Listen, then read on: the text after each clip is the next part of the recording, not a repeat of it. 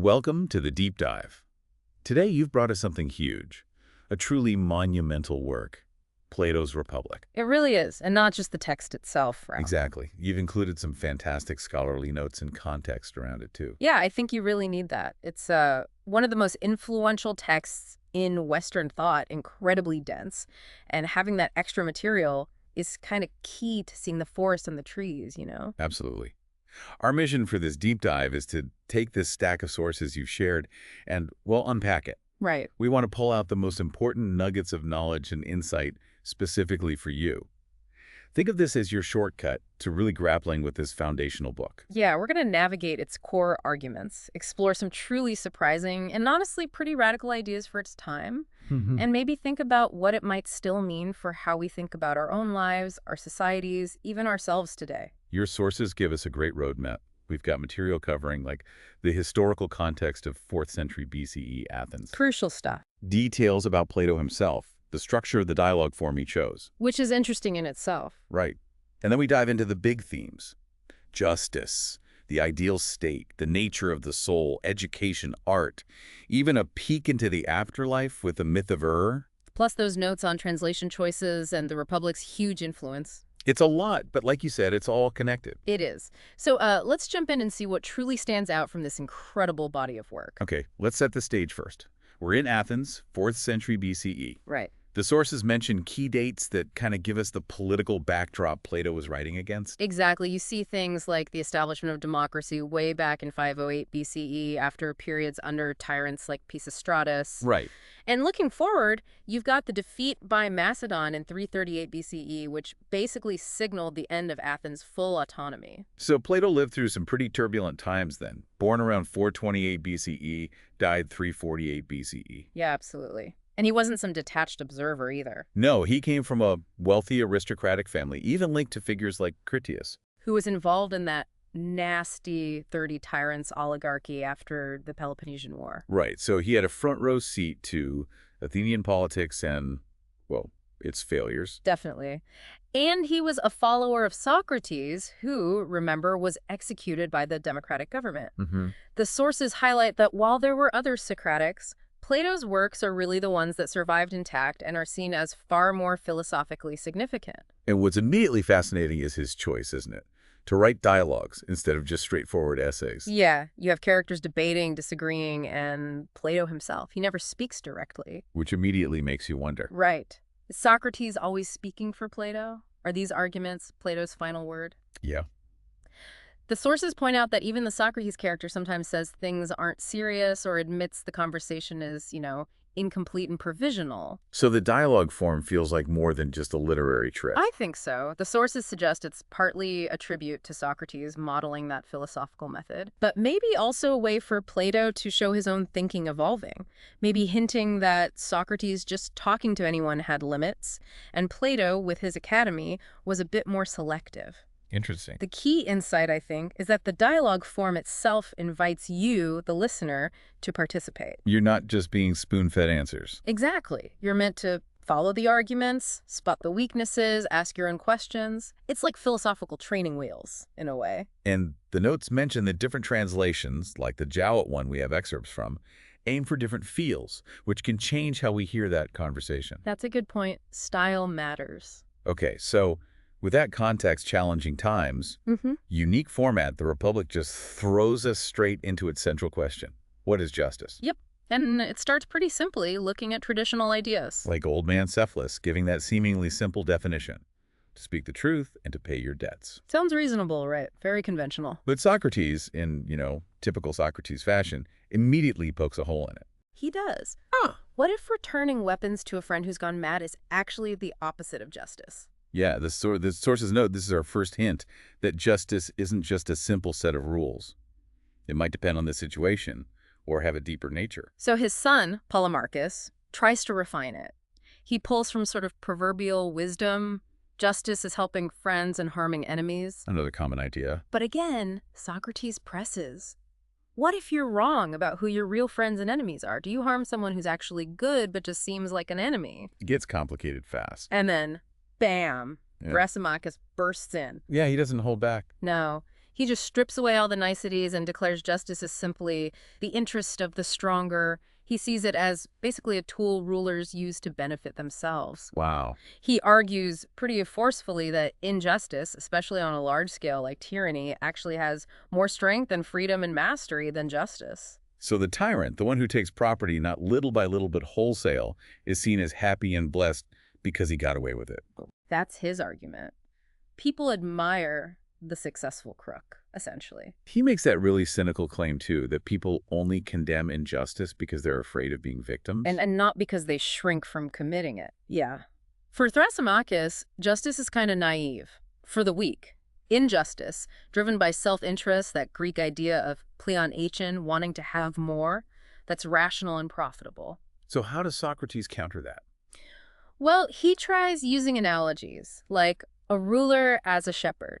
A true shepherd cares for the flock, not just for his own gain from them. Okay.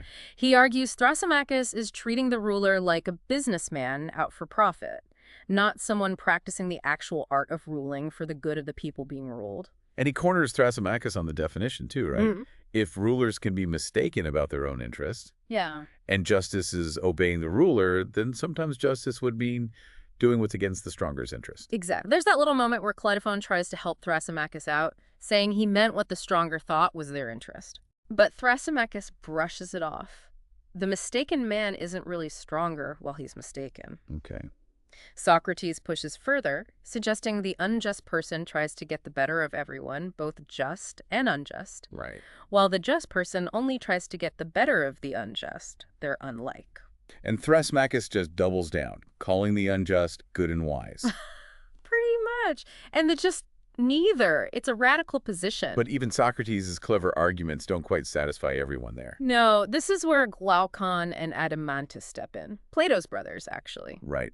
They weren't convinced Thrasymachus was truly beaten. They basically say, okay, Socrates, here's the real challenge. Yeah, they throw down the gauntlet, show us that justice is good for its own sake, intrinsically good, not just because of the rewards or reputation it brings. They lay out what they see as the common view.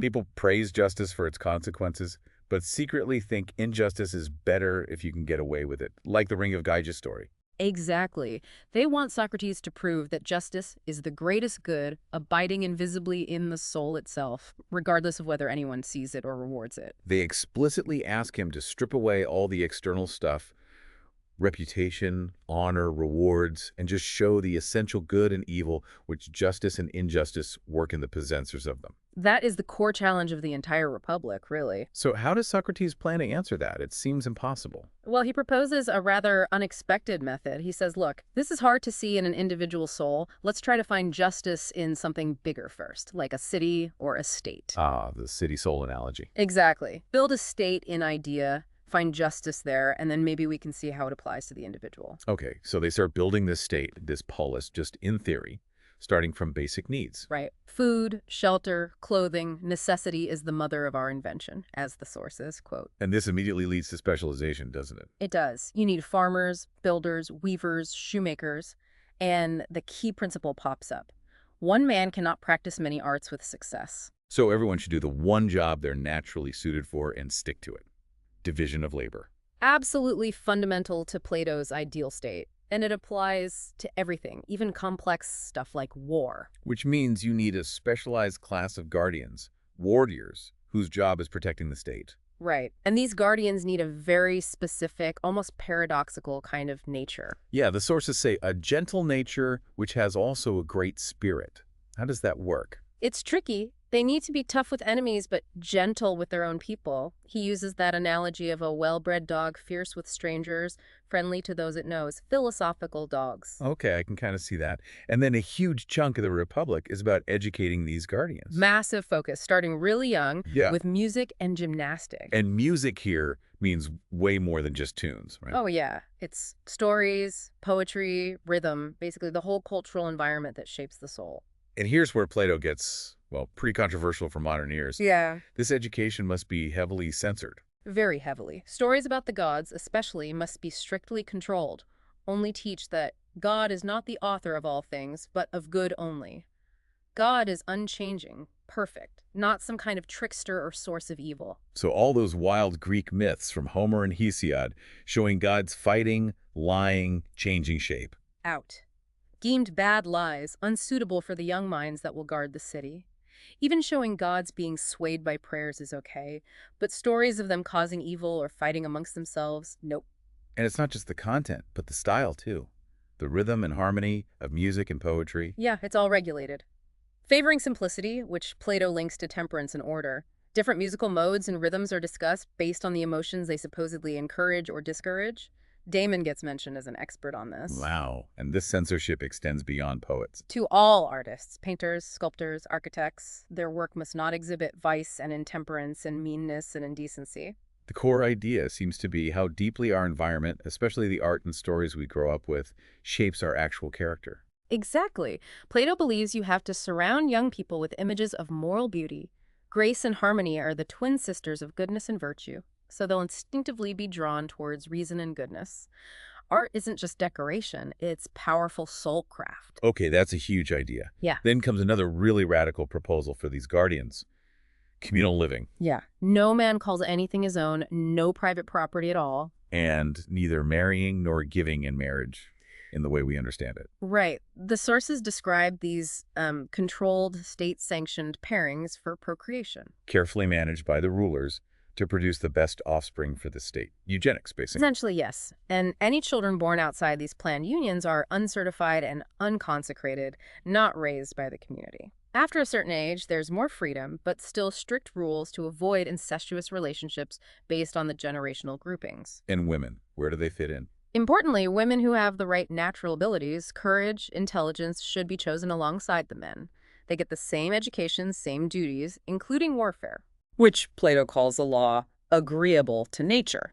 Yeah, because it follows his principle. Hmm. Assign roles based on natural capacity, not just gender, which was pretty revolutionary for ancient Athens. And the whole point of this communal life, no private property, no traditional families, is to eliminate internal conflict.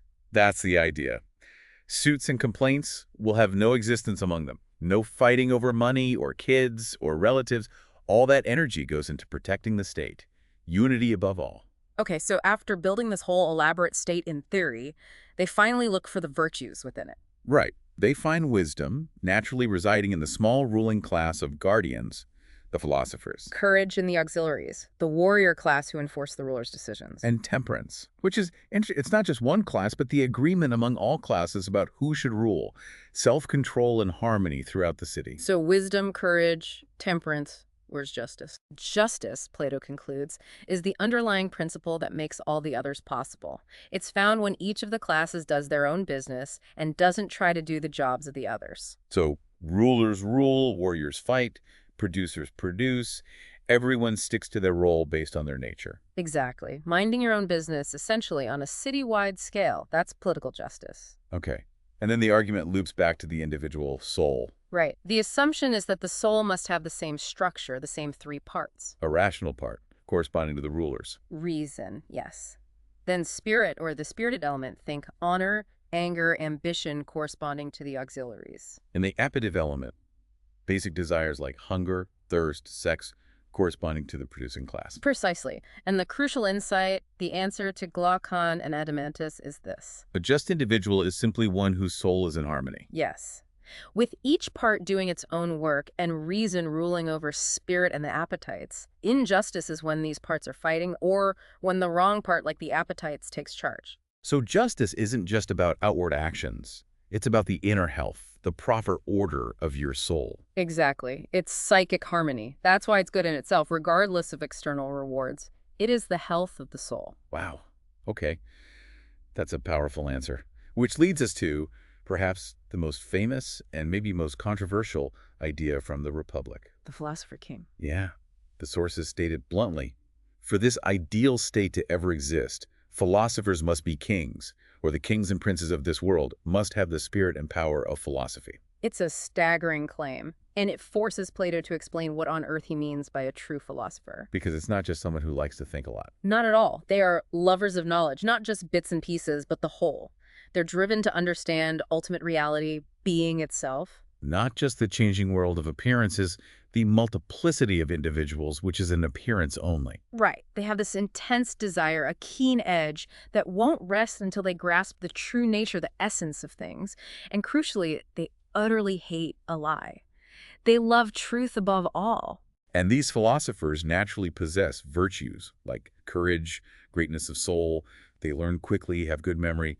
They're just and temperate. Well, the pursuit of wisdom cultivates these virtues, or perhaps you need them to even pursue wisdom successfully. Either way, these qualities make them uniquely suited to lead the ideal state.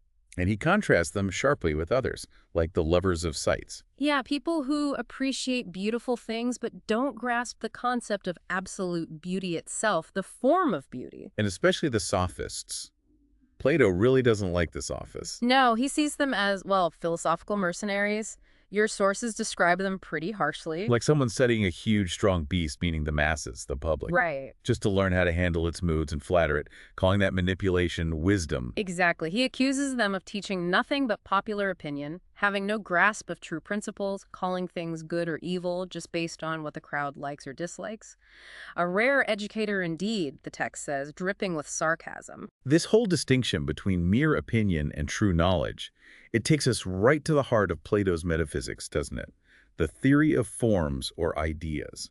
It does. The true philosopher is the one who can apprehend these forms, absolute beauty, absolute justice, the perfect, unchanging essence of these things, which exists separately from the imperfect examples we see in the world. So the world is divided. Visible realm versus intelligible realm. That's the picture. The visible world is the world of appearances, of things we perceive with our senses. That's the realm of opinion. The intelligible world is the world of the forms, grasped by the intellect. That's the realm of knowledge, and it's considered more real. And your sources describe something that sounds exactly like the divided line analogy, even if it doesn't use that specific name. Yeah, it lays out stages of knowing. Within the intelligible realm itself, there's a lower part, understanding. The Greek is eudaimonia. This uses hypotheses and even visible images like geometry does. Starting from assumptions. Right. And then there's a higher part, reason, noesis, which supposedly moves beyond hypotheses and images, ascending directly to the first principles, the forms themselves, especially the form of the good. So math, like arithmetic and geometry, is good because it draws the soul towards abstract thinking, towards being. Yes, it compels reasoning about numbers or shapes in themselves, not just physical objects, but Plato sees it as still relying on unproven starting points. Harmonics, studying musical ratios, is similar good, but the true philosopher asks why those ratios create harmony. And the most famous illustration of this whole journey towards knowledge is the allegory of the cave. Absolutely iconic. You have prisoners, chained since birth, facing a wall. Seeing only shadows cast by objects carried behind them, with a fire providing light. And they think those shadows are reality. That's all they've ever known. Then one prisoner is freed, forced to turn around, see the fire, the objects. It's painful, confusing. Yeah, the shadows seem truer at first. Then gradually they're dragged out of the cave into the sunlight. Even more painful. First, they can only look at reflections. Then maybe things at night, the stars and moon. And finally, they can look at the sun itself, which represents the ultimate reality, the form of the good, the source of all truth and knowledge. That ascent is the philosopher's journey out of ignorance into enlightenment. But the allegory doesn't stop there, does it? No, and this is crucial. The enlightened philosopher feels compelled, or is compelled in the Republic's argument, to return to the cave. Back into the darkness. Where their eyes are now useless again, accustomed to the light. They stumble around, seem foolish to the prisoners still staring at shadows. And if they try to tell the prisoners about the world outside, try to free them. They might be mocked, resisted, even killed, which is a pretty clear reference to Socrates' own fate. The powerful insight here is just how difficult and transformative the pursuit of true knowledge is. It changes your whole perception of reality. And it creates this huge gap between the philosopher and ordinary society, which relies on opinion and appearances. Yet Socrates argues that in his ideal state, the one they've designed, Right, this specific state. there is no injustice in compelling our philosophers to have a care and providence of others. Because this state specifically educated them for this role. Unlike in the real world, where philosophers are often self-taught outsiders who don't owe society anything, here they have a duty to go back down and rule. Leading to that wonderful paradox. Yeah. The state where rulers are the most reluctant to govern is actually always the best and most quietly governed. Because they're not seeking power for its own sake, only ruling out of duty, guided by knowledge of the good. Okay. So we have the ideal state, the philosopher-ruler. Hmm. But then the Republic charts how things go wrong, the decline. Yeah, it outlines this path of decay, how states and the souls corresponding to them fall away from the ideal. The sources stress this is an imaginary but regular order, a logical progression, maybe not exact history. It starts with the ideal, the aristocracy of the wise. And the first step down is Timarchy. Rule by honor, driven by the spirited part of the soul. Think Sparta, maybe. The lover of honor, or the soldier, is in charge. it keeps some features of the ideal, like respect for rulers, military training. Common meals, yeah. But the driving motive shifts from reason and the good towards ambition, honor, victory. And from Tamarki. Comes oligarchy, rule by wealth. The focus shifts entirely to making money. That stark line, the sources quote, "When riches and virtue are placed together, the one always rises as the other falls." Pretty much sums it up. Citizenship gets tied to a property qualification, and the state becomes divided. Not one, but two states, the one of poor, the other of rich men, always conspiring against one another. The appetitive part, specifically greed, takes over. And the oligarchic man is typically raised by a stingy parent, focused on saving, suppressing unnecessary desires. Right, dominated by the necessary appetites for gain. Then oligarchy's internal divisions and focus on wealth lead to democracy. Yeah, democracy springs from oligarchy's insatiable desire for wealth, which creates resentment and eventually revolution by the poor. And democracy is characterized by freedom and frankness. A man may say and do what he likes. Total freedom. Everyone can order for himself his own life as he pleases. It's described as colorful, like an embroidered robe, because it has the greatest variety of human natures. But the democratic man, having thrown off the oligarchic constraints, lets all desires run free, necessary and unnecessary, good and bad. There's no guiding principle, just appetite and whim. Exactly. Appetites rule, but without any order. And finally, this excessive desire for freedom and democracy leads to its opposite. Tyranny. The demand for absolute freedom leads to chaos and license, and people eventually desire a strong man to restore order. A protector emerges, champions the people against the rich, gets power. Gets exiled, maybe, but comes back as a tyrant full-grown, demanding a bodyguard, which the fearful people grant him, and then he becomes the tyrant absolute. The powerful link Plato draws here is how the dominant political system reflects the dominant part of the soul in its average citizen. The state's decline mirrors the soul's decay. Absolutely. From reason, aristocracy, to spirit, timarchy, to necessary appetite, greed, oligarchy, to all appetites run wild, democracy, to finally one monstrous appetite ruling everything, tyranny. And the tyrannical man is the ultimate embodiment of this decay. He's presented as a total slave. A slave to his unnecessary desires, especially eros, or lust, which acts as his inner tyrant.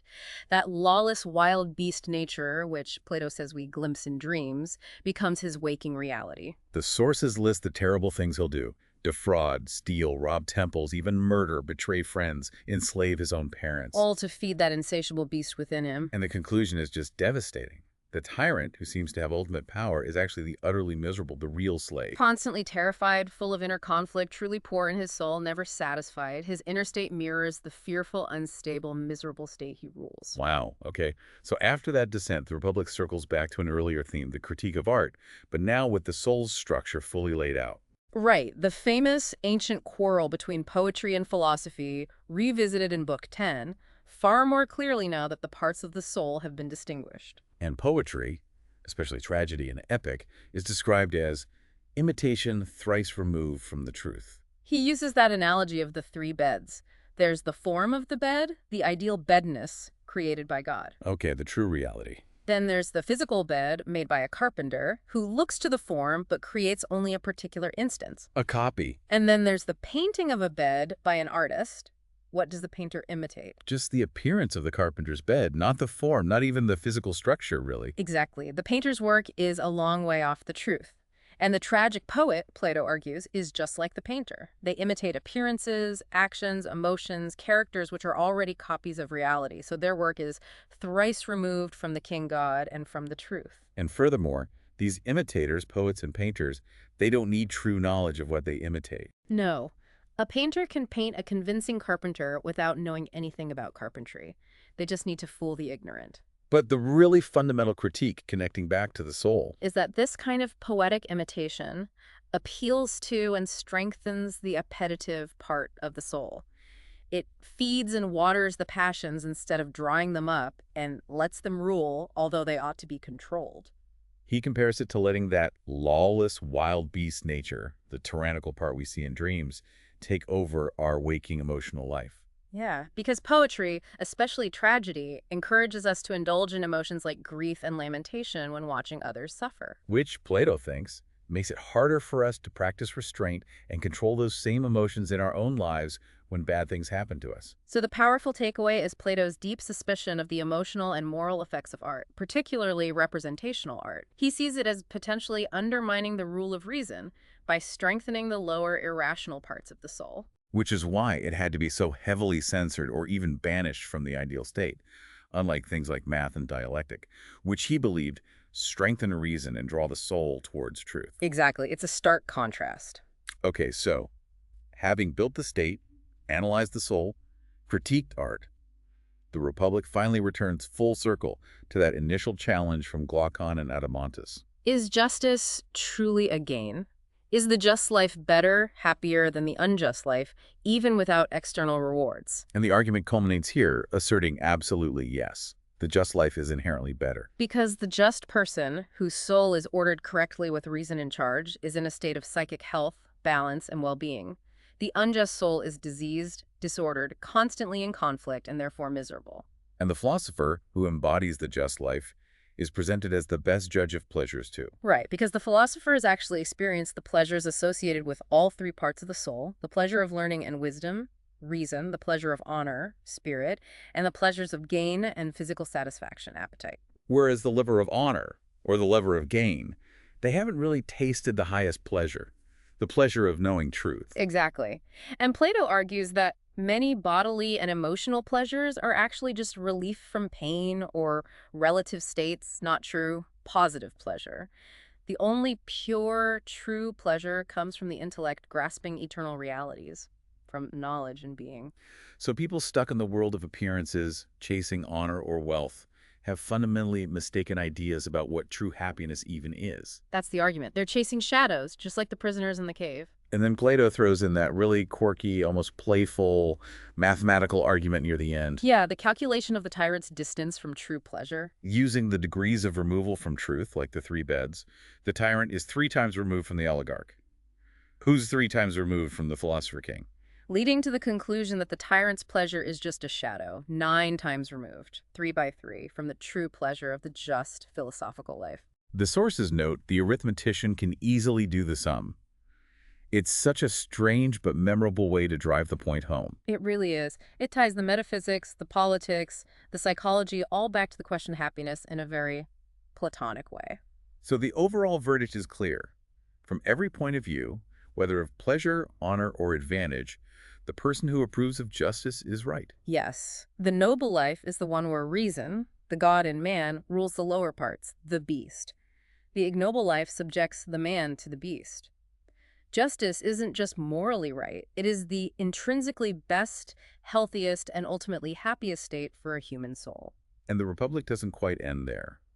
The sources bring us to the very final section, the mythover. A truly fascinating coda to the whole dialogue. It's an account of the afterlife, a vision of what happens to souls after death. A soldier who seemingly died in battle but came back to life, recounts what he saw. Souls being judged, spending time in reward or punishment. And then coming to a place where they have to choose their next life before being reincarnated. And a prophet lays out samples of lives for them. Human lives, animal lives, lives of fame, fortune, tyranny, quiet obscurity. And declares that crucial line: virtue is free, and as a man honors or dishonors her, he will have more or less of her. The responsibility is with the chooser. God is justified. Wow. So the choice is entirely up to the soul. God isn't blamed for a bad life. That's the message. The choice is presented as the supreme peril of our human state.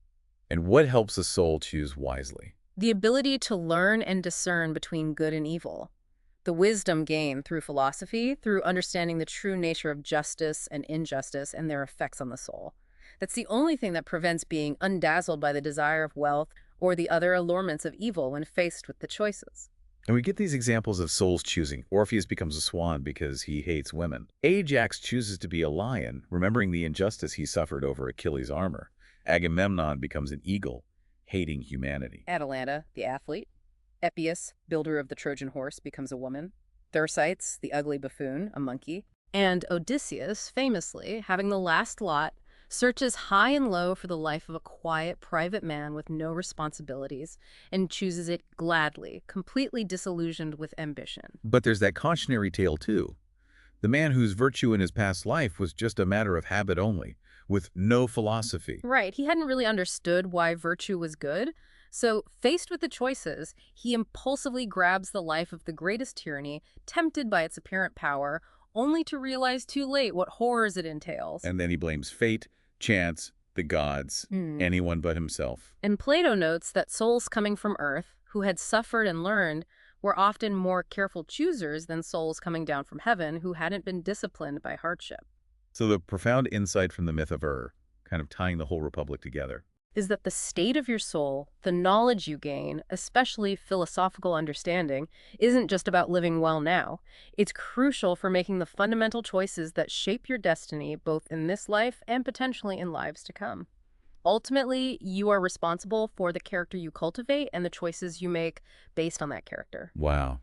That really was quite the journey, a real deep dive. It covers so much ground, doesn't it? Yeah, we started asking that simple-seeming question, what is justice? Mm-hmm. And ended up building an ideal city, defining reality, figuring out who should rule, dissecting the soul, taking apart poetry, charting political and psychological decay, and even contemplating the afterlife and reincarnation. The sources you brought together really helped navigate it, seeing the structure, the key arguments, those specific analogies like the cave or the beds, even the character details and translation points. We really saw Plato's core argument unfold, that true justice is about inner harmony, the health of the soul ruled by reason, and that this is good in itself.